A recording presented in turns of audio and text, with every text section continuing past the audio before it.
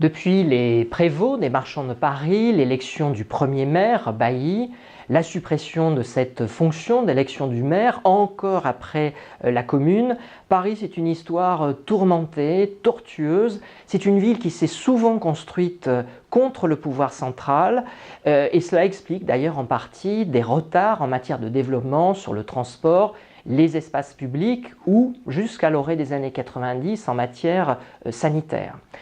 La construction institutionnelle de la ville se poursuit avec les lois de décentralisation. Décembre 1982, la fameuse loi Paris-Lyon-Marseille. Et cette histoire se poursuit encore en 2017 avec la fusion d'arrondissements. Cette histoire institutionnelle, elle s'enracine dans un territoire et une population. Paris diverse, cosmopolite, une ville de contraste, mais aussi de fractures urbaines, de gentrification, parfois fatale pour les classes populaires et les classes moyennes. Et pour mettre tout ça en mouvement, la ville a des compétences et un budget. Paris est une ville, mais c'est aussi un département. Elle cumule donc des compétences de proximité, comme toutes les communes, et des compétences d'un département chef de file de l'action sociale et de l'insertion.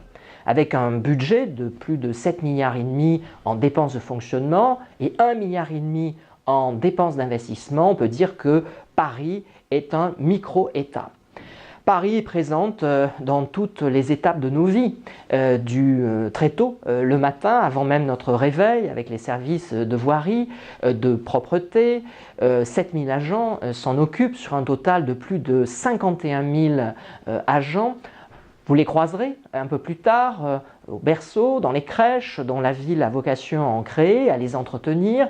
Vous croiserez également ces personnels à l'école, les personnels en charge d'accueillir les enfants, de les encadrer sur la pause méridienne, puis après l'école, dans le cadre des rythmes périscolaires. Vous fréquenterez une des 656 écoles de la ville, ses nombreuses bibliothèques, piscines municipales et jusqu'à tard dans la nuit, des personnels en charge de la médiation, de la protection, qui travaillent en étroite relation avec les personnels des préfectures.